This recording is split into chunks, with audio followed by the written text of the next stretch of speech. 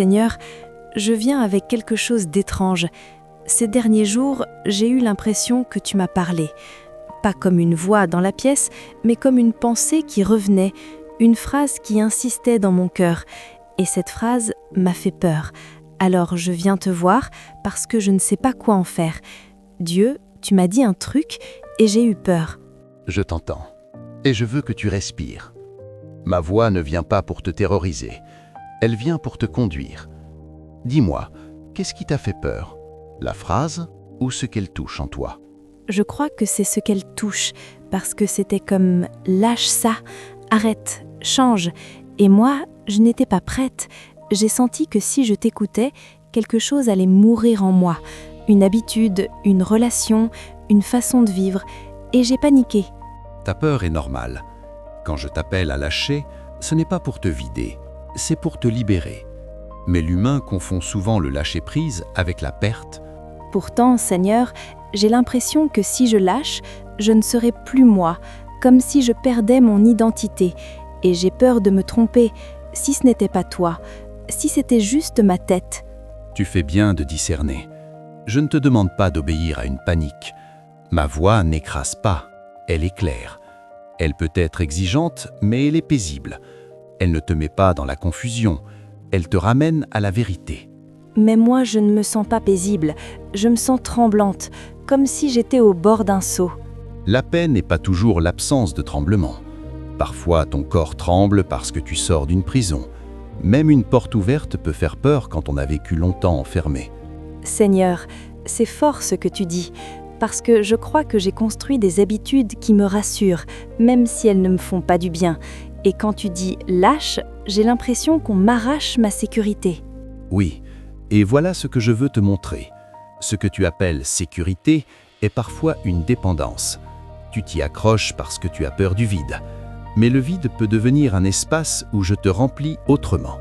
Mais j'ai peur de souffrir, j'ai peur de regretter, j'ai peur de me retrouver seule, j'ai peur de perdre.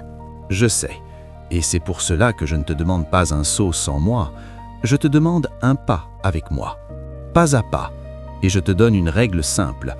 Ce qui vient de moi te rapproche de la vie, même si ça coûte. Ce qui ne vient pas de moi te rapproche de la peur, de la honte, de la destruction. Comment je fais la différence?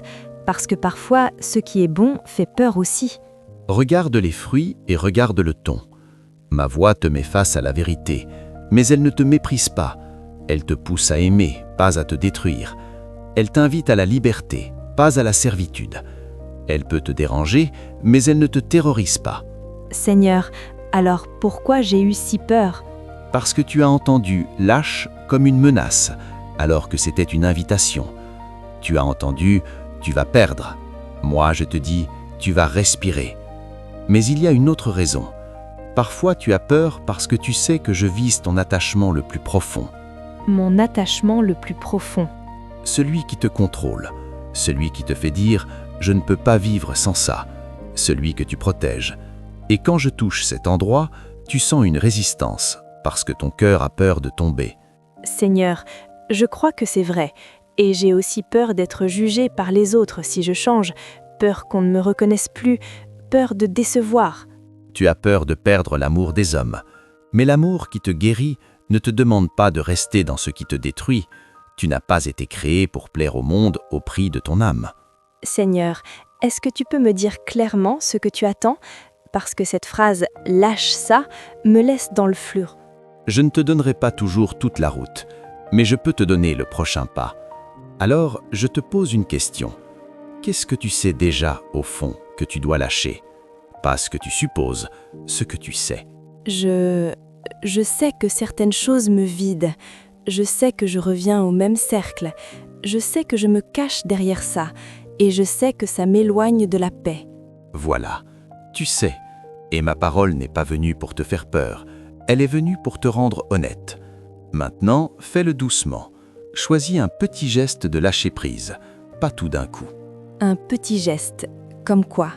Si c'est une habitude, réduis-la aujourd'hui. Ne la nourris pas ce soir. Si c'est un écran, mets-le loin 1 heure. Si c'est une relation, pose une limite claire. Si c'est une parole, refuse de mentir 1 fois. Tu vois, un petit oui à la vérité. Et si je retombe, si j'ai peur et que je reviens en arrière, Alors tu reviens à moi, pas à la honte. Tu reviens à la vérité. Tu apprends. Je ne te demande pas une transformation instantanée. Je te demande un cœur disponible. Seigneur, et si ce que tu m'as dit venait de mon imagination? Alors teste-le par la paix et par les fruits. Si cette parole te pousse vers la vérité, vers l'humilité, vers l'amour, vers la vie, c'est déjà un bon signe. Et demande confirmation. Parle à une personne sage. Prie. Attends un peu. Je ne suis pas un Dieu de confusion. Seigneur, je me sens déjà un peu moins paniquée, parce que je pensais que ta parole allait me casser, mais tu dis que c'est une invitation à respirer. Oui, et je vais te dire la chose la plus importante. Je ne t'arrache rien pour te punir, je te détache pour te sauver. Je te détache de ce qui te tient, pour que tu t'appuies sur moi. Donc, la peur peut être un signe que je suis devant une liberté? Parfois, oui. La peur n'est pas toujours un stop. Parfois, c'est la porte d'un nouveau chapitre. Mais n'avance pas dans la panique. Avance dans la paix. Un pas, puis un autre. Seigneur, aujourd'hui, je vais faire un petit pas, un petit oui. Je vais lâcher un peu, juste assez pour respirer. Voilà.